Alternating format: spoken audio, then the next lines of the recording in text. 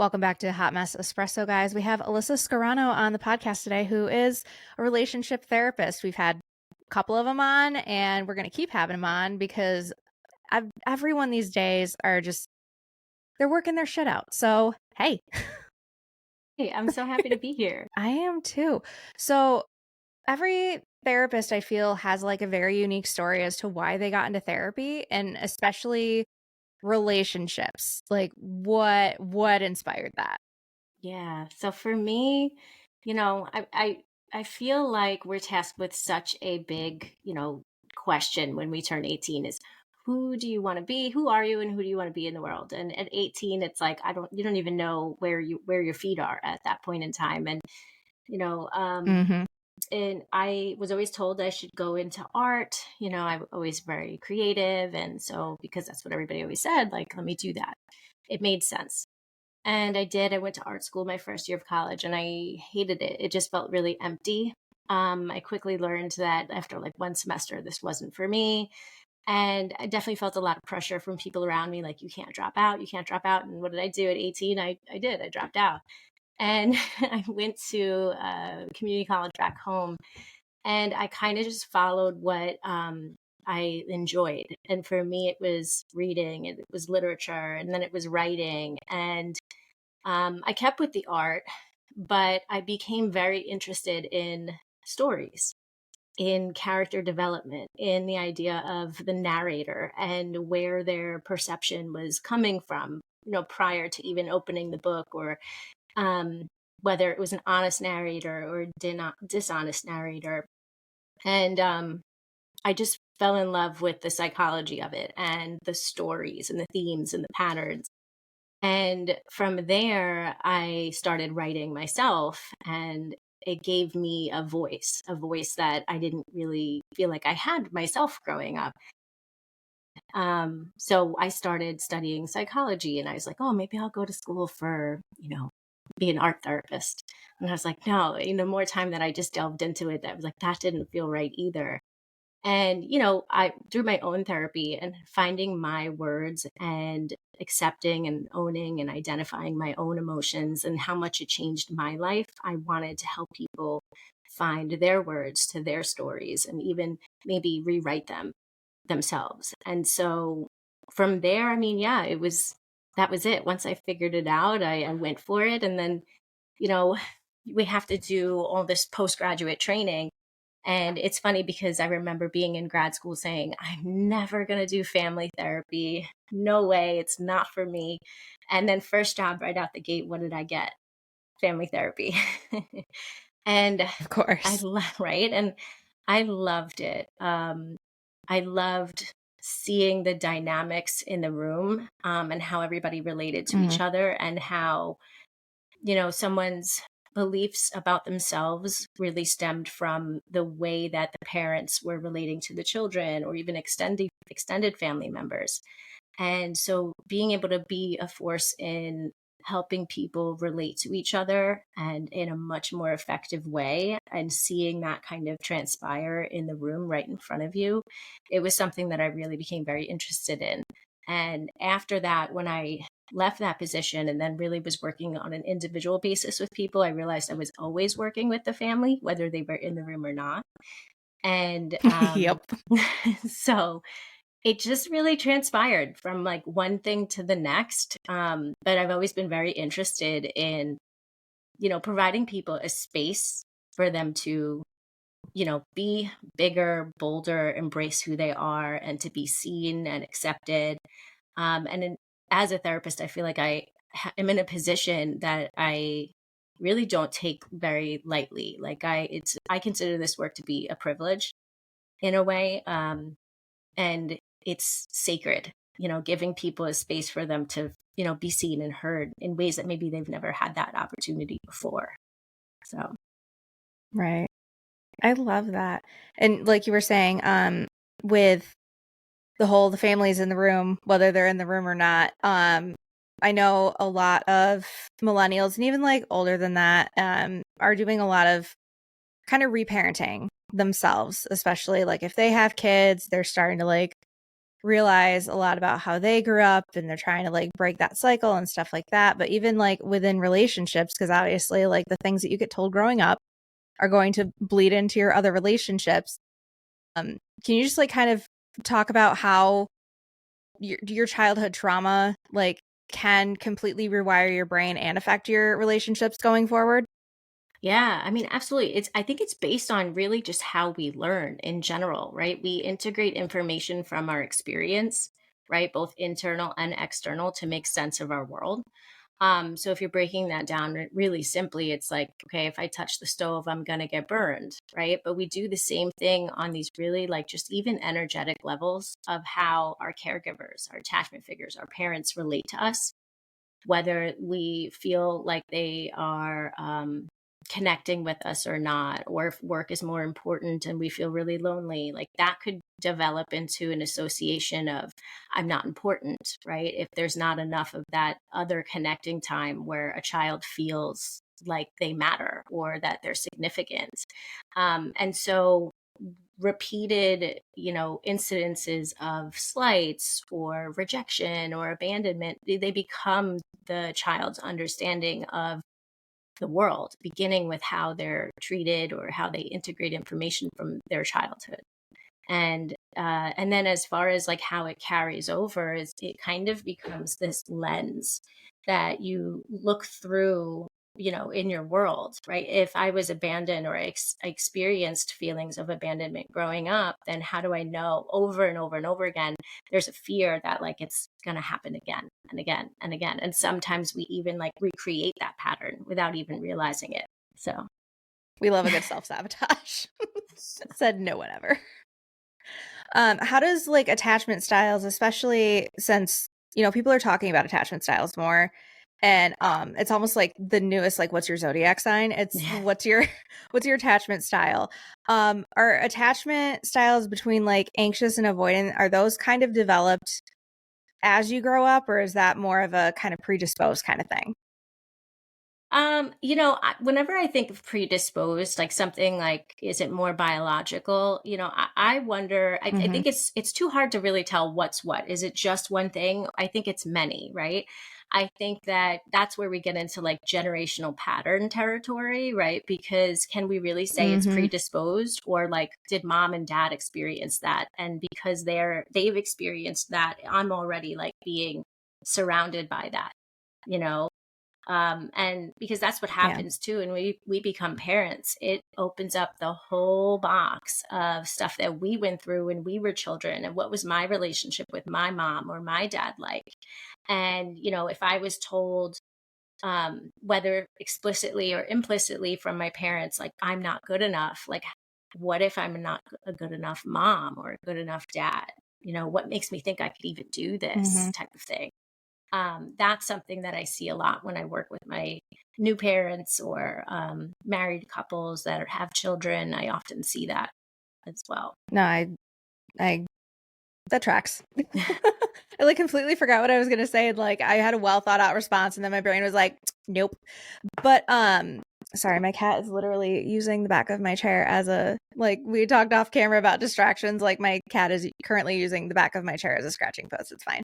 Um, but when it comes to like, especially in relationships, are you finding that like with your clients and stuff, like especially those attachment styles really like are they a good chunk of like relationship issues, or are you finding that they're just kind of like in the big bowl of shit that makes them come in, or something like that? So, are you asking me like, are people coming in for attachment issues or for Like stress at are work? you finding, yeah, are you like finding that especially when you're in like couples therapy and stuff like that, are you finding that attachment styles are definitely like pretty much at the forefront of current issues, or are they just is it kind of just in the big bowl of Yeah. things? No, that's a really great question, actually. Um, Truthfully, I actually it's people will come in for I'm mad at my husband, or I'm stressed at work, or I'm not getting along with my boss and I'm really unhappy at my job. And truthfully, like there's always some sort of attachment core to that.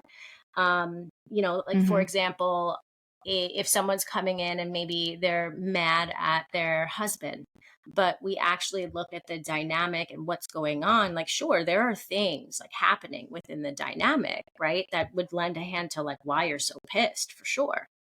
But if we look at Mm-hmm. like how that dynamic developed and what's keeping it in motion, well, perhaps you're, really taking on a lot and not asking for help, right? And where did you learn that from? Did mom do that? Right? And were you in a house where you were able to use your voice and ask for what you wanted and needed? No. Well, then that anger really, is it about your husband or is it towards yourself or even towards like mom? Back from when you were a kid, or I'm really unhappy with my boss. I feel like they're not listening to what I'm telling them. I need a break or I need to cut my hours. And really, it's like, well, who else in your life did you ask for something that you needed and it wasn't delivered or heard or respected? And then do you still like take care of yourself if you were never taken care of by someone who was supposed to take care of you? Have you learned how to do that for yourself?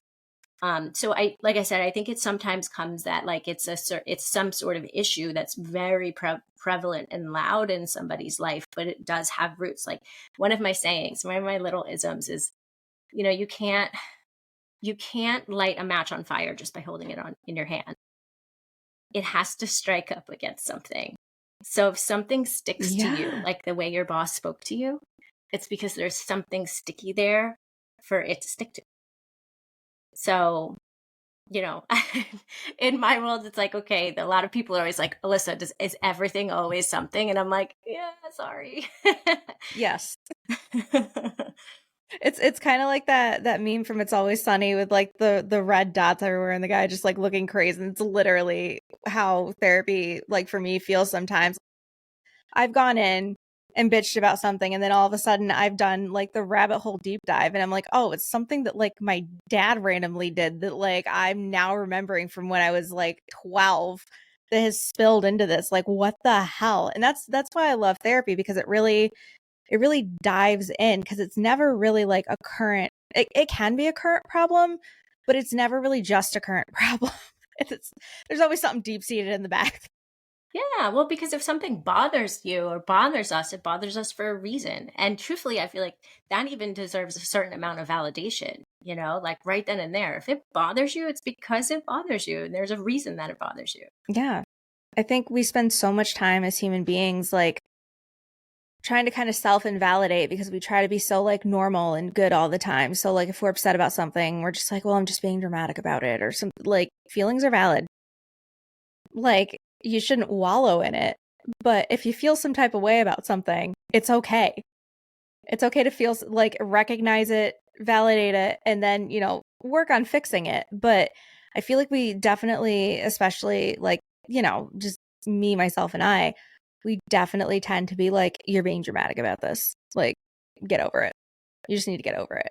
But that's like how it was my entire life. Just keep it moving. Like, you can't dwell on it. Just keep it moving. And it's like, I'm not dwelling on it. I'm just like, I'm pissed about it for a day or two.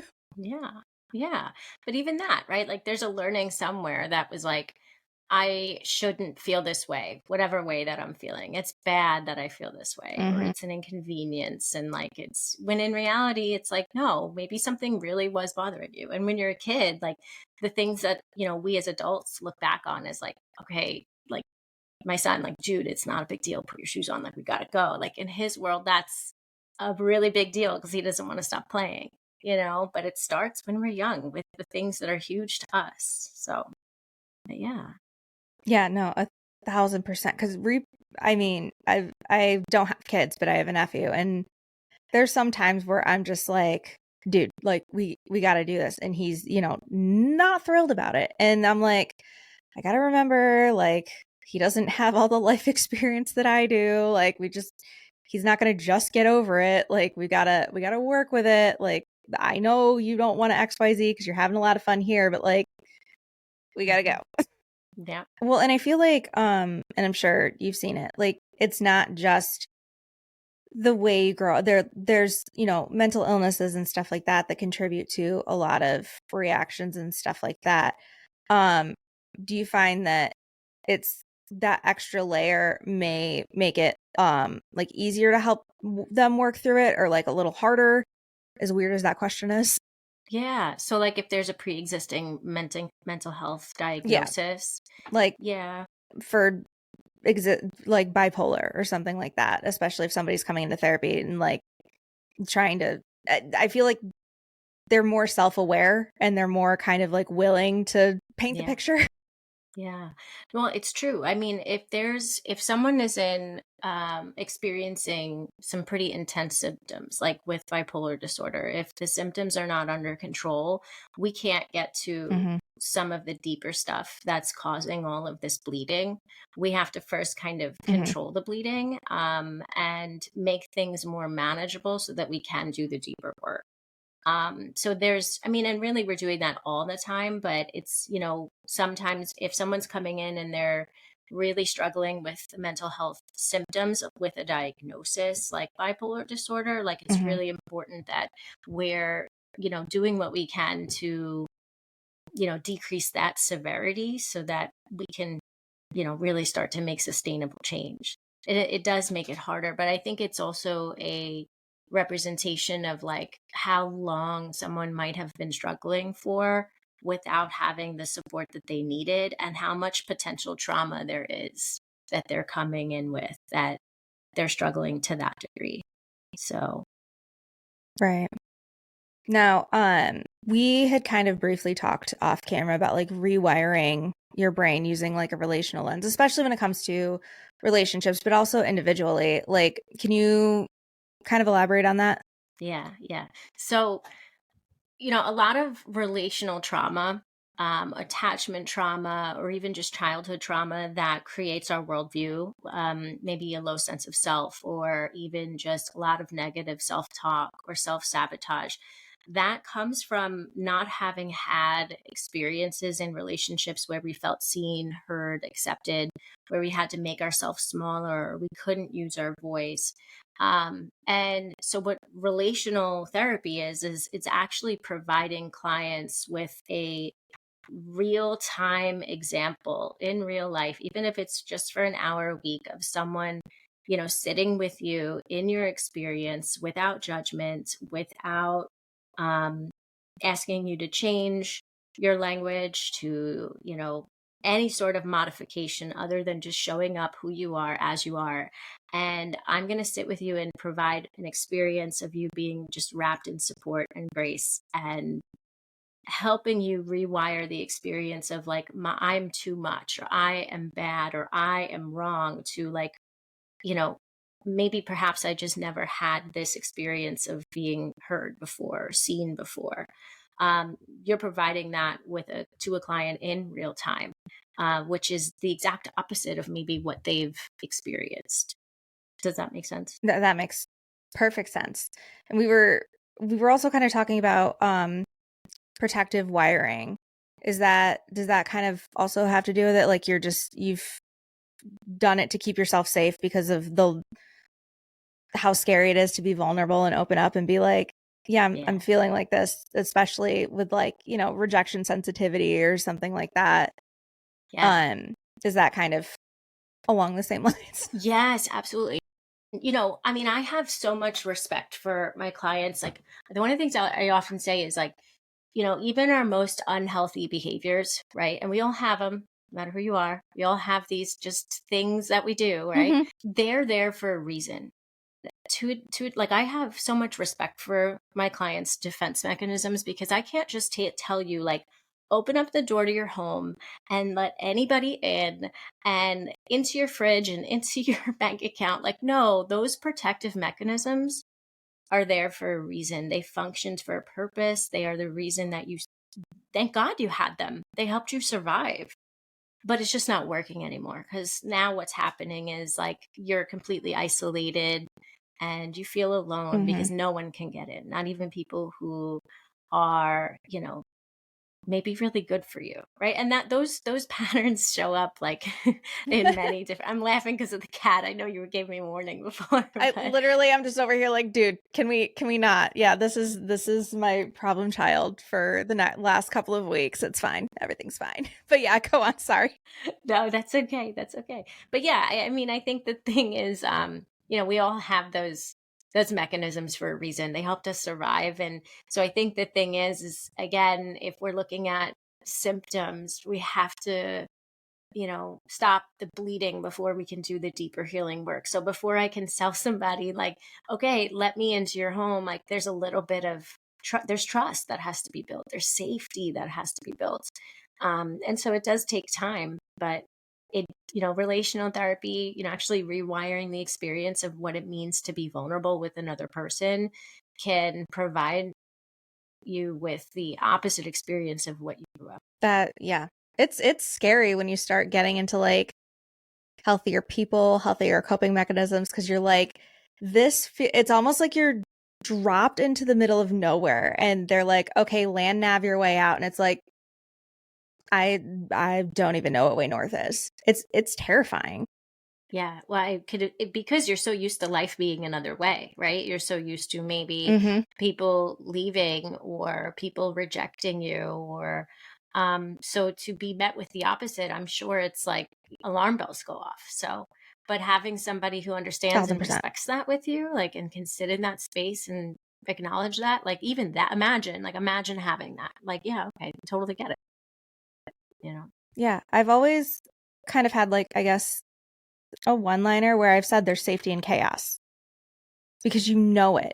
It's so unpredictable and it's so crazy, but you know it.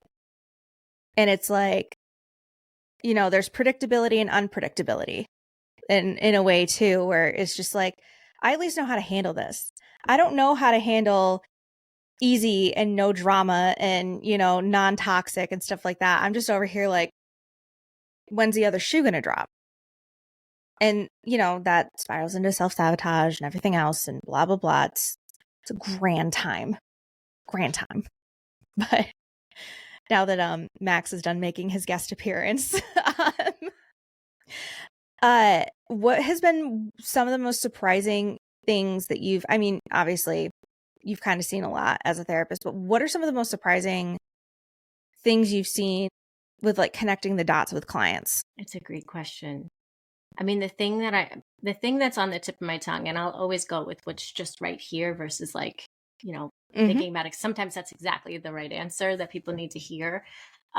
Is the amount of sadness that clients are holding on to just by saying, I don't want to feel it, or I don't want to go there, or I don't want to talk about it, and I don't want to say that it's so much surprising as much as it's just, um, enlightening to how much I think just people in the world are just really buried beneath a lot of sadness. And the only coping mechanism was Hmm. to disconnect from it when you're really not. It's still looming, it's still there. But Yeah. where that comes from is never necessarily having a space where you were allowed to be sad for whatever reason, because you had to Ooh, protect someone, yeah. because there wasn't space enough for you, or it was bad to have your feelings, or it was all about survival. We just had to keep going, you know? Yeah, absolutely. How do you start to kind of reparent that belief system? Because it's a, it's a trip. Yeah. Well, I mean, so it's a great, great, great question again, because, getting here from like defense mechanisms and having respect for them and like, setting the stage for like building trust and safety. One of the things that I do with my clients is I'll say, like, got it. You don't want to talk about it? We don't have to. Tell me why you don't want to talk about it. I think that's more important, right? Because it's in that we're setting the stage for, having that hard conversation. And technically, we're talking about it anyway, but in a more approachable way. And in that experience of like, I'm showing you that hopefully that I can sit with you in that sadness, validate that sadness, and or even just name it, right? Like, it sounds like that's, something that you felt was really sad and hurt and alone. Um, and sometimes I'll get dagger eyes back at me, like, how dare you say that? No, or other times it's like complete confirmation of, yeah. And well, how does it feel to be able to say that and acknowledge that right here, right now with me, another person? Um, and answers I'll get to that are like, I've never been able to say that out loud before, and to have the experience of someone just sit there and be non-reactive and sit in that space rather than shy away or pull away or immediately even try to fix it. Like just even like when if you're met with like support, yes, it's meant to be supportive, like I want to problem solve this for you. Jumping into fixing doesn't solve it either. So No. Well, I mean, when you build up all these defense mechanisms, yeah, hitting it head on is not going to work. Like, it's just not. And I've had some of my best therapy like sessions have been when I have sat down and my therapist is like, okay, what do we want? I'm like, I don't want to be here. Like, and it's not because I don't want to go to therapy. It's because I just can't, there's nothing going on right now that I feel like I have to talk about. So I don't know why I'm here. And then all of a sudden we do those like deep dives and it's like, okay, well, I need a nap after that. Like, you know, um, do you also find that that's kind of a common thing with clients that when they're like, I don't want to be here is when the best work gets done sometimes? yeah, yeah. Because now it's like, okay, well, you showed me that. Well, you showed me two things, right? You showed me that the door's shut, but I'm also like sitting here on the porch telling you the door's shut. Like I showed up, but I told you this is as far as I'm willing to go Mm-hmm. today. So, okay, why? Why? Like that's probably what my response would be is like, okay, so why is the door shut, but yet you're on the porch wanting me to sit on the porch with you? Like what is that about? And just seeing like where it takes us, because now we're essentially talking about, resistance and objection to maybe letting somebody in, and where else has that happened? And that's the bigger theme to a lot of the patterns, a Yeah. lot of the time when there are a lot of defense mechanisms, or is a lot of unhealed trauma in relationships. Right. If someone is thinking about going to therapy, and they're just not, they're a little about making that jump, what's some advice that you could like dish out? Yeah. I mean, if you're thinking about going to therapy and there's something holding you back, I mean, just consider like you can start there. Like you could literally start with, I don't know if I need to be here or want to be here. Like that's okay. You don't, it's not like you have to show, like, quote unquote, like be ready, or that there's a certain, you know, I don't know, qualification for coming to therapy. If it keeps coming up for you and it keep as a question mark, like I would say explore it. Um, if there's a reason why that's like, yeah, on your shoulder kind of poking you, then see what happens. And ultimately, it is a matter of the relationship that you build with the therapist that is more important than anything, you know.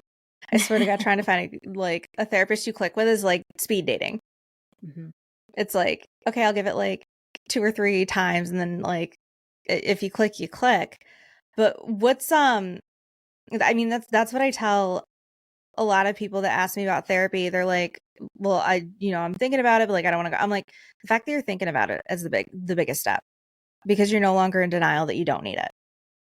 Because everybody needs therapy, in my opinion. Literally everyone, even if it's just like coping mechanisms to deal with a stressful job. Like I feel like everyone at least needs a few sessions just to like, sort some shit out.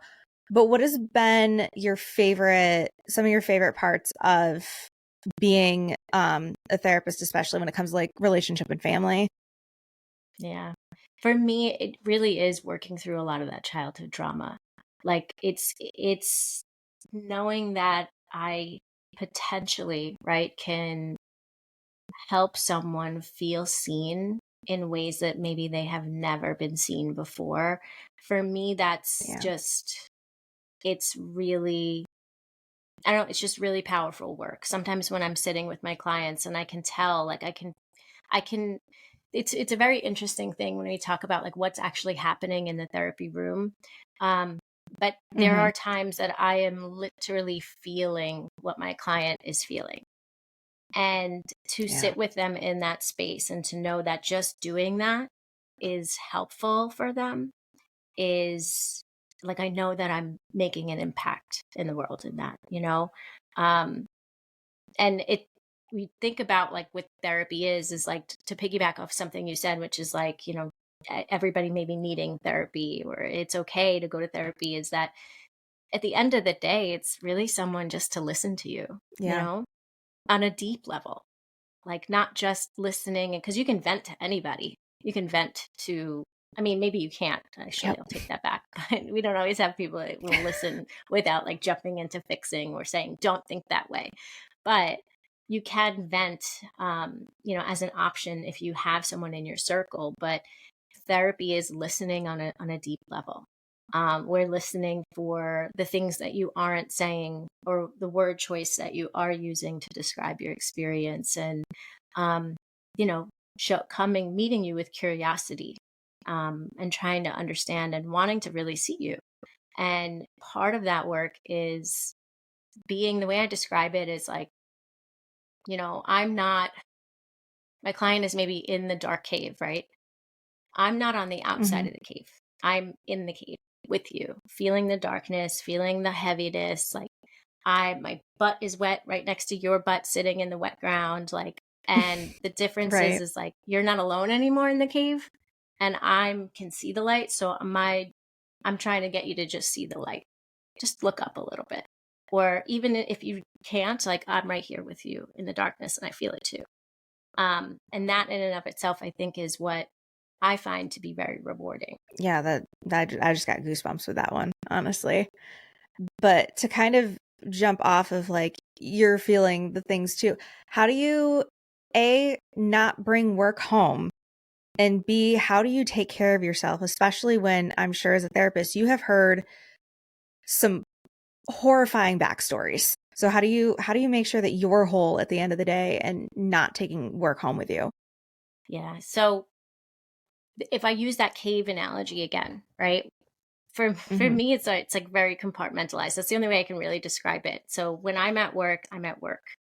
When I'm home, I'm a person. Like I'm my own self, you know.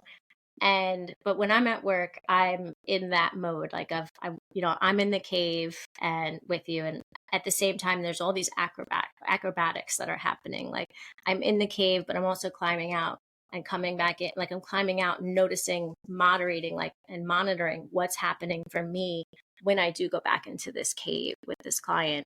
And I'm doing that throughout session, right?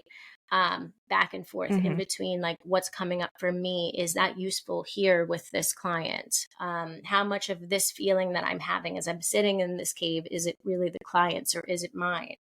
And how can that, even if it is mine, you know, be useful to this client, if at all, right? How can that propel therapy forward? But then when I'm taking care of myself, it's almost like that same cave analogy I'm doing in my own self-reflection and healing time, except like I'm knowing that I'm okay to be in the cave by myself. Or perhaps when do I need to let somebody into my cave, right?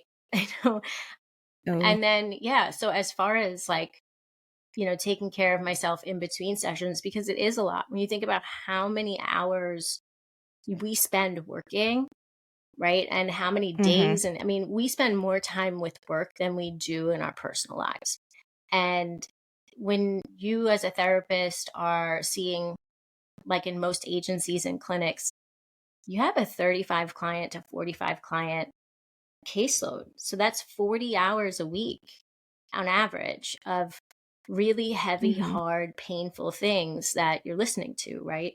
And it can Yeah. feel like there's nothing but pain everywhere, right? Because by the time you get home, it's dinner time, it's take care of the house, go to bed, repeat. And you get 2 days Hmm. to like maybe like get groceries, right? Or see family or do whatever. Right. So, I think taking care of myself is definitely around having boundaries, right? So when I'm not at work, I'm not at work. Like, I know a lot of questions I get a lot of time is like, do you find yourself doing therapy like on people in your personal life? And I'm like, no. Like, in fact, I'm probably like a whole hot mess in my normal day-to-day life because I'm a human too.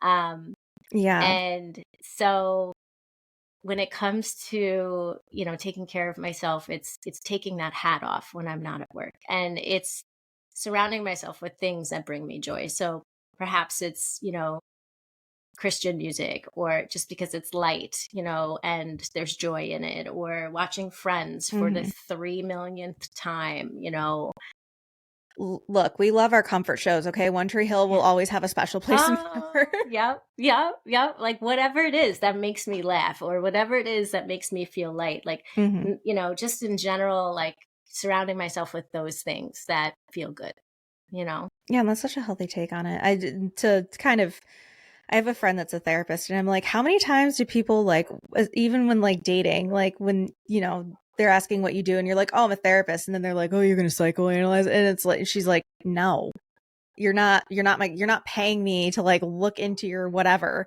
She goes, it gives me a better understanding of like how people act and stuff like that. She's like, but it's also kind of a two-edged sword because I understand why they are the way that they are. And, I can't like, the tendency to like let things go because you understand it and have empathy towards it. She's like, that can get kind of tough. Do you kind of struggle with that a little bit when like, you're trying to uphold those boundaries and you're like, well, I kind of get why they're doing it, but like also that doesn't make it okay. No, in fact, for me, if anything, it more so validates because I hear all the time with my clients. It's like, yeah, but they did that because of this, or, my mom or my dad, they acted this way, but they also didn't have a good childhood. And my response to that is, I get it. You're not wrong. That's not inaccurate. There's probably a lot of truth there, but don't minimize your experience. Like the way you feel is the way you feel. Oh, yeah. So I think for me, it's like I can have empathy, but there's also a line between like what's appropriate and inappropriate, and what I'm Mm, willing to allow in my life for me and not allow in my life. I think how it shows up for me as a therapist, though, is that sometimes and I imagine doctors feel the same way. It's like, I know too much. So that's right. where it's like anxiety, of like, okay, like I'm a parent, right? Like I don't want to do these things to my son. So I'm very much like always trying to be very conscious of like him and how I might be, what messages I might be projecting onto him or Mhm. whatever the case may be. But again, it's a matter of like, at the same time, I'm a human being too, right? And at the same time, it's a matter of like knowing, you know, what's coming up for me in that same process of like the cave analogy, like, you know, Mhm. noticing what's coming up for me and when do I need help or when do, I need to take care of myself so that I can show up better for him. So I guess the big long and short of it is that it's an exhausting job because I'm doing that part of it. I'm doing often the monitoring of myself and my environment, that I can't shut off. And I Yeah, don't that's know that part. I'd want to, because there's a lot of power in knowing what you're feeling and why you're feeling it. no, absolutely. It could just probably be really draining when you're like, I'm tired of being so damn self-aware. Can I just Yeah. not be self-aware for 2 Yeah. seconds? Yeah. Yeah.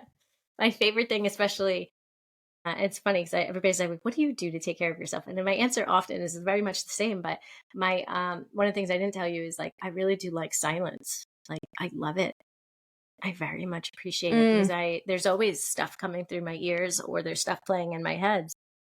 For that mhm. reason, shutting the noise off is helpful in that same sense. Yeah. No, that makes sense. Now, just to kind of, you know, jump off question kind of thing, have those boundaries always been really easy for you? Because I know some people are really good with boundaries and stuff like that. Or was that something that you just had to learn over time, like as your career progressed? It's definitely something I had to learn over time, learn by experiencing, Hmm. right? Because sometimes you Hmm. don't even necessarily know that, oh, that's a boundary thing until you Hmm. actually, realize that it's been maybe crossed or that I'm overextending in some way, shape, or form, right? If you grew up and you didn't have like the good boundaries weren't modeled for you, then it's not even something you're going to recognize, And so it's kind of one Mm-hmm. of those things, like you learn to ride a bike. Like I do think that when you learn some of these things about yourself, you kind of never forget it. And so for me, that's something I'm super conscious of. Like, I get it. I get you're upset. I get that you had a hard Yeah. day, but like, not okay, you know? Yeah. No, I love that. I'm glad that people are doing more to like actually create healthy boundaries. It's a hell of a job. I'm still working on it. Like it drives my sister nuts, the level of boundaries I don't have. But then I'm like, you know, when I hit my limit, like that is it. Yeah. That is it. So where can people find you? Because I know, you know, you have your practice and stuff like that. So where can people, you know, just kind of look at your website, like learn a little bit more about you? Yeah. So they can find us online on our website. It's www.collective-therapy.com. We also have an Mhm. Instagram, which is at Live Collective Wellness. And we have a Facebook as well, but I don't know that off the top of my head. I wouldn't tell you what Yeah. that one is. I feel like nobody really uses Facebook anymore. Yeah. Yeah. So, So it works. um, But yeah, Alyssa, thank you so much for coming on and talking to us. This has been so much fun. thank you so much.